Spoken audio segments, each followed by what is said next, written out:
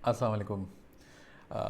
मैं बात करना चाहता हूँ क्लाइंट्स और इन्वेस्टर्स से जो वीएस को हायर करते हैं या डायरेक्टर्स को या एजेंसीज़ को अमेज़ॉन होलसेल एफबीए का बिज़नेस करने के लिए।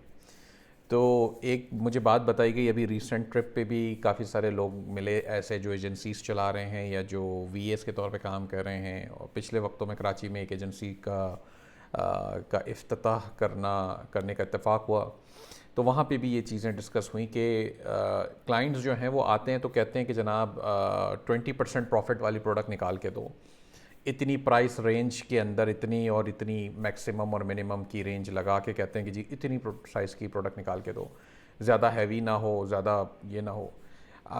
अगर देखें आपने अमेज़ॉन होलसेल एफबीए सीख रखा है ना अच्छी तरह से, फिर आप कह रहे हैं ये बात, तो फिर तो मुझे फिर भी आपकी बात थोड़ी बहुत समझ में आती है। लेकिन अगर आप होलसेल एफबीए को आपने पढ़ा ही नहीं है, आप इस बिज़नेस को डिटेल्ड में नहीं जानते हैं या आपने कोई सच ट्रेनिंग नहीं ली है, तो फिर आपका ये बात करना बनता नहीं है।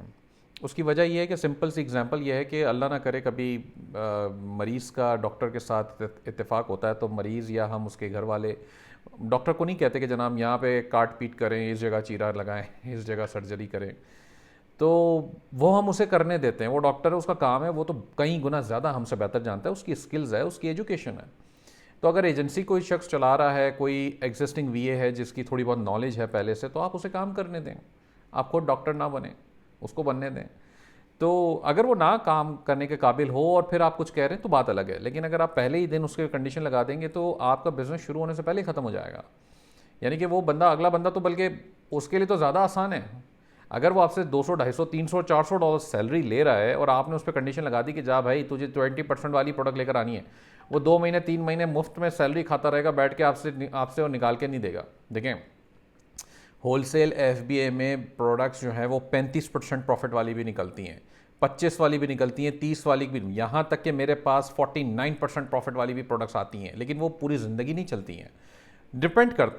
डिपेंड करता है कि कोई प्रोडक्ट का एक एक ट्रेंड होता है, कुछ किसी का एक चढ़ाव होता है, उस दौरानिए में वो तेज़ी से बड़े हैवी प्राइस पे बिक रही होती है और फिर वो आहिस्ता आहिस्ता बीच में कंपटीशन की वजह से नीचे भी आता है। 49% प्रॉफिट अगर मैंने कहा है तो ज़रूरी नहीं है कि ज़िंदगी भर मैं बेचूंगा। वही 49% वाली प्रोडक्ट नीचे आके आते आते 25% पर भी आ जाएगी, 15% पर भी आ जाएगी। ये तो डिपेंड करता है, ये तो बिजनेस है और आप ट्रेड करते हैं, ट्रेडिंग का जो फिजिकल बिजनेस स्टोर्स आप चला रहे हैं उसमें भी होता है।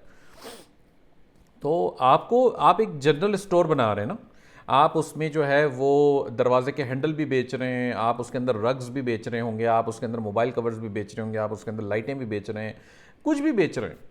अब आप हर चीज़ के ऊपर ये कंडीशन थोड़ी लगा सकते हैं कि जनाब बस 20% ही होनी चाहिए। नहीं हो सकता भाई, पॉसिबल नहीं है। कुछ प्रोडक्ट्स बहुत हाई प्रॉफिट में निकलेंगी, कुछ कम में निकलेंगी। आपको दुकान चलानी है, ये इंपॉर्टेंट है। मैं अपनी सारी ट्रेनिंग्स में, सारे मीटअप्स में, जब भी मुझसे कोई इस तरह का सवाल करता है, मैं नए लोगों को, नया सेलर अकाउंट होता है ना जिसका, मैं तो कहता हूं अगर ब्रेक इवन पे भी करना पड़ता है तो करें काम।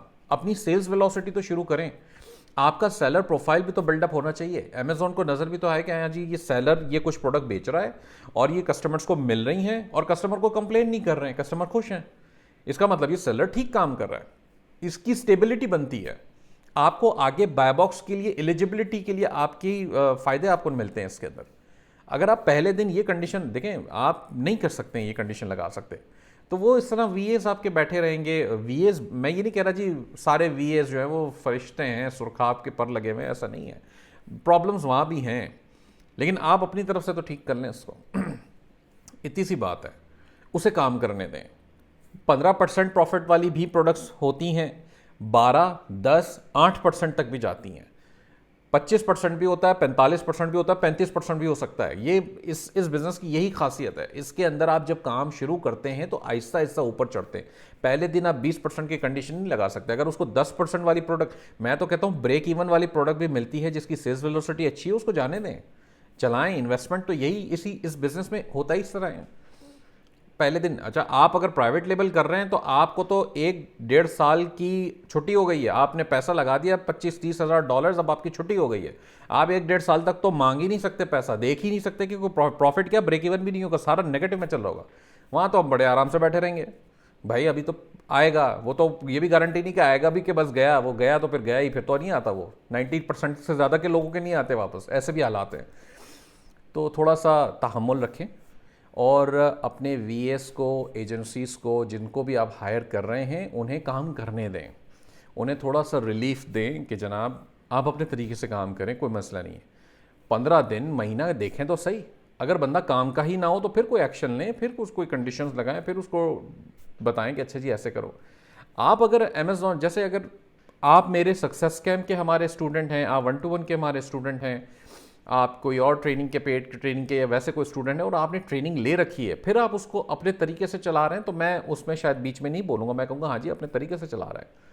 लेकिन अगर आपको पता ही कोई नहीं है होलसेल एफबीए के बारे में और आप खामखा जो है वो डॉक्टर बन रहे हैं कि जी बस मैं ही चलाऊंगा, मैं बोल दूं 25% वाली लाओ तो वो लाओ, तो वो पॉसिबल नहीं है। ये मैसेज देना इसलिए ज़रूरी था कि बहुत सारे एजेंसी वाले या वीएस जो हैं इस प्रॉब्लम का शिकार हैं। इसकी वजह से नेगेटिव एक्सपीरियंसेस क्रिएट हो रहे हैं, पार्टनरशिप्स फेल हो रही हैं और अल्टीमेटली वही होता है कि जैसा हम कहते हैं कि जी पाकिस्तानी काम नहीं करते, फिर ये नहीं करते, तो वो एक रीज़न ये भी है। मैं ये नहीं कह रहा कि जी सिर्फ यही रीज़न है, लेकिन वन ऑफ द रीज़न्स ये भी एक है। तो कम से कम इसको हम ठीक कर सकते हैं तो उसको ठीक कर लें। ये वीडियो रिकॉर्ड करने का मकसद ये भी है कि वो वीएस जो एजेंसीज जो हमारे स्टूडेंट्स रह चुके हैं या हैं, ताकि वो भी अपने क्लाइंट्स को ये वीडियो की तरफ रेफ़र करें, उनको बताएं कि जी हुज़ैफ़ा क्या कह रहा है, ईएसपी क्या कहती है, आप इसको फॉलो करें। ब्रेक इवन पे भी काम करना पड़े शुरू में तो बिल्कुल करें। मैं ये नहीं कह रहा ज़िंदगी भर ब्रेक इवन पे काम करना पड़ता है, शुरू में हमें करना पड़ता है। हमें हमारे स्टोर की क्रेडिबिलिटी बिल्ड करनी है अमेज़ॉन और कस्टमर्स की नज़र में। जब वो बिल्ड हो जाएगी तो हमें बाय बॉक्स ज़्यादा मिला करेगा, ज़्यादा स्किल्स इसकी, ज़्यादा इसके ऊपर जो है वो हमारा काम आसान हो जाएगा। तो थोड़ा सा सब्र व तहम्मुल रखें। बहुत शुक्रिया। अस्सलाम वालेकुम।